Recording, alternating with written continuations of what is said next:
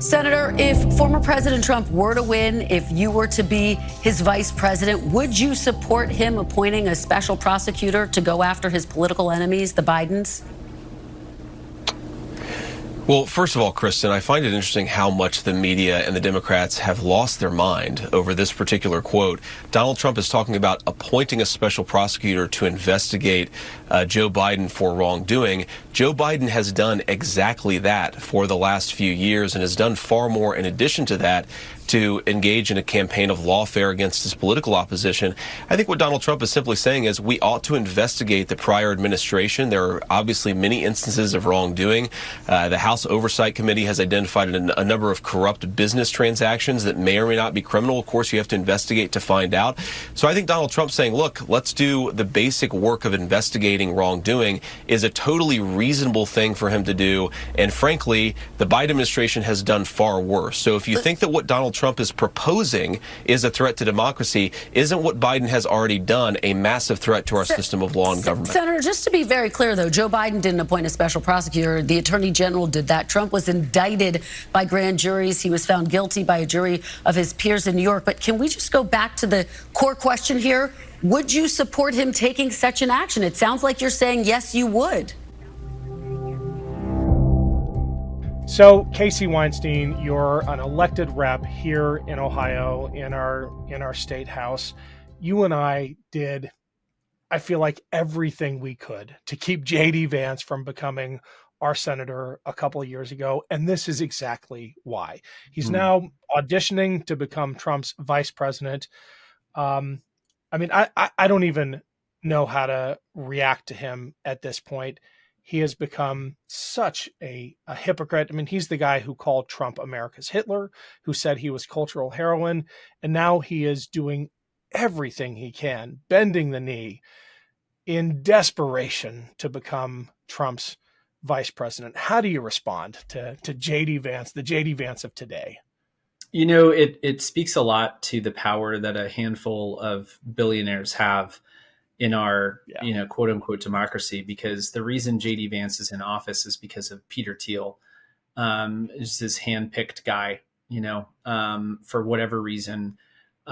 These Silicon Valley guys some of them get super rich and just super angry about the world. Like the richer they get, the more pissed off they get.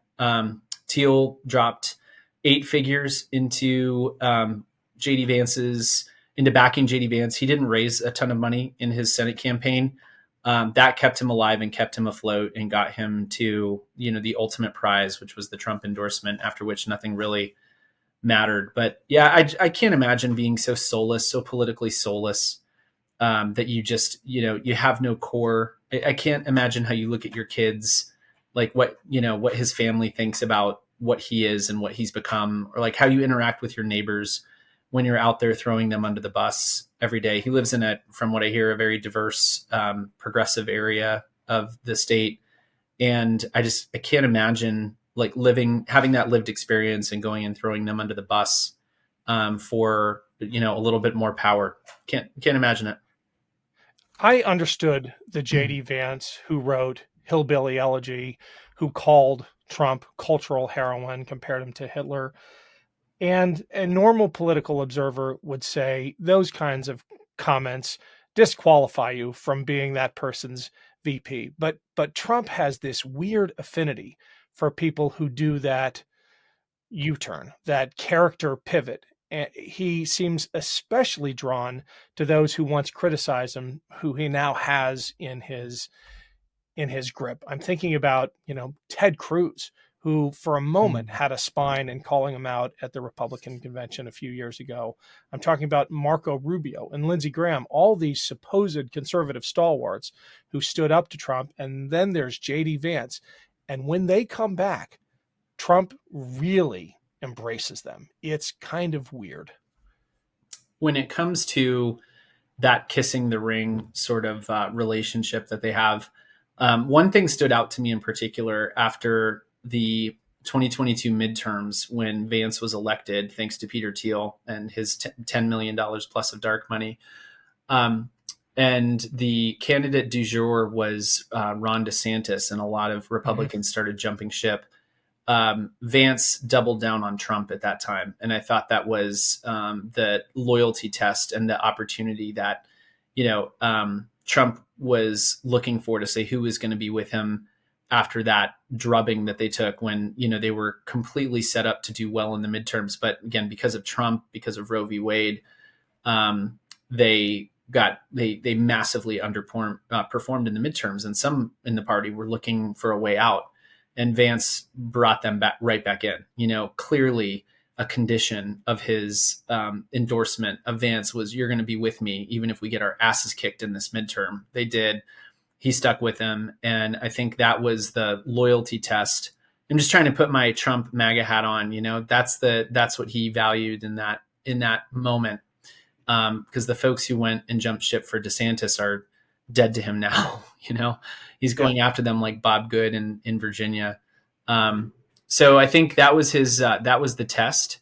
You stick with me. I'm going to endorse you. You're going to be a senator if you win, and you stay with me even if I appear to be a sinking ship. And Vance just doesn't care. Like, he just wanted to be in office, and he was willing to sign and say and do anything for that. And that's what he did.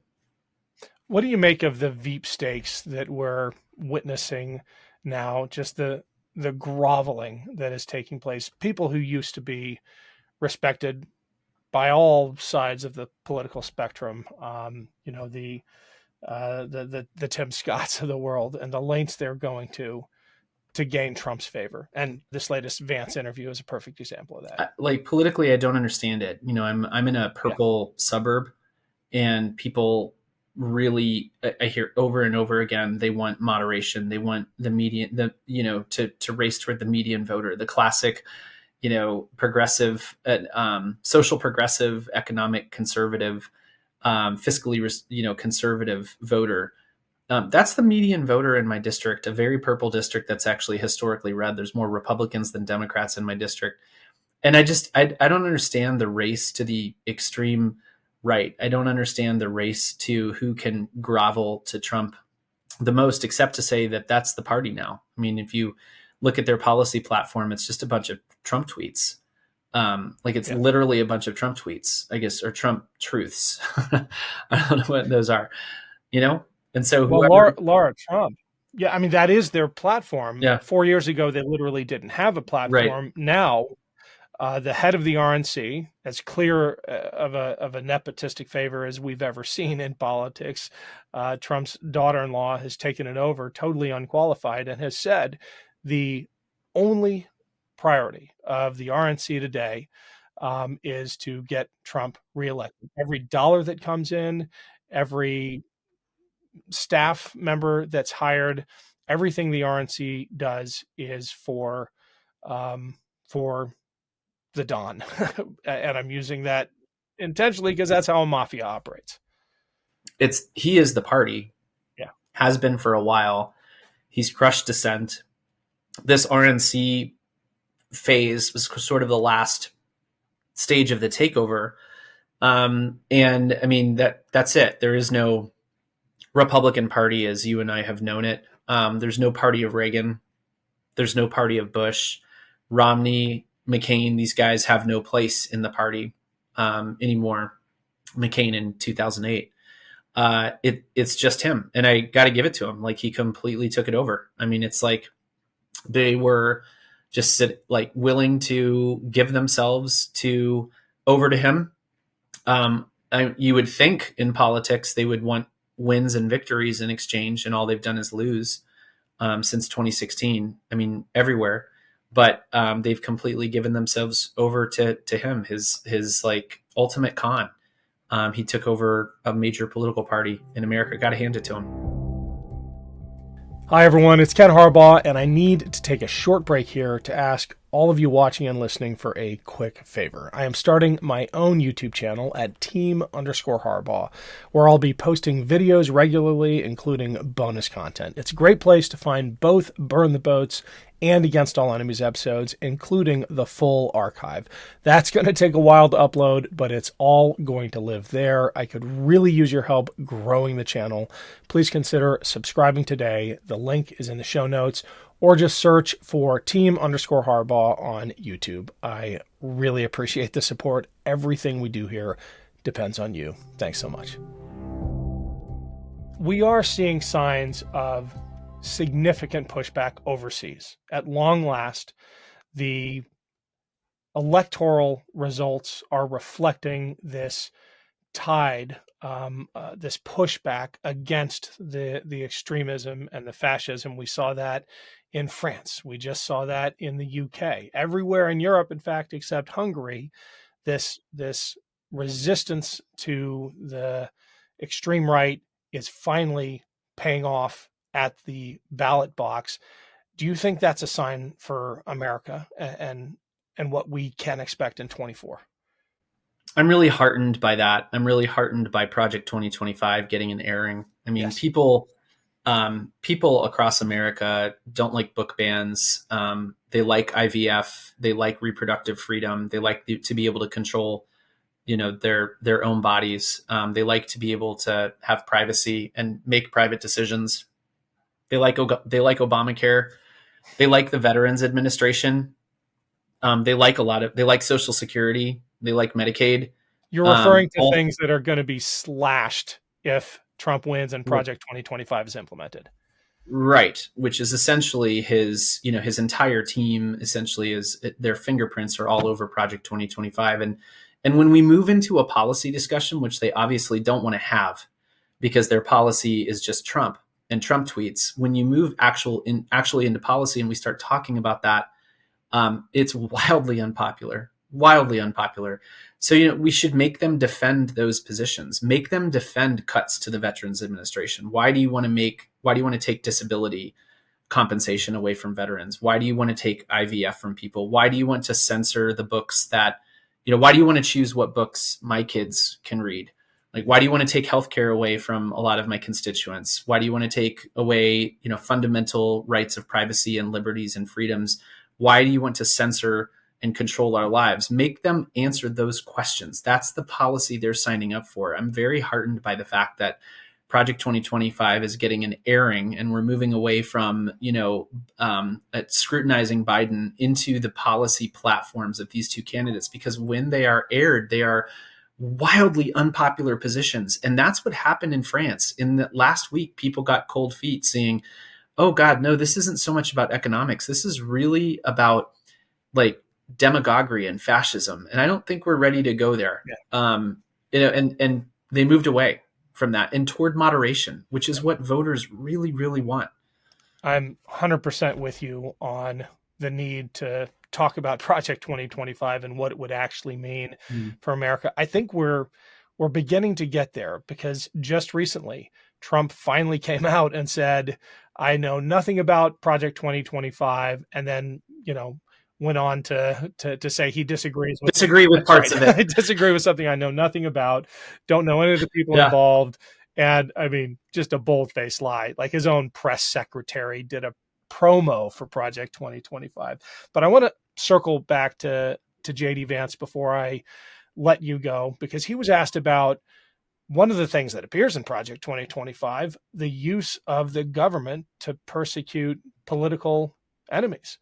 And, he, of course, dissembled and said that Biden is doing that, which he absolutely is not. But then Trump took it a step further, and I'd love your reaction to this. He's not just talking about appointing prosecutors to go after the so-called Biden crime family. He reposted a what do we call bleats on Truth Social? I still call them tweets. I don't know what to refer to them as. I'm not on Truth Social. Truths, right. The irony, right? Calling for a military tribunal televised of Liz Cheney. You and I are both vets. How does that make you feel? Like I'm living in 1934 Germany. Yeah.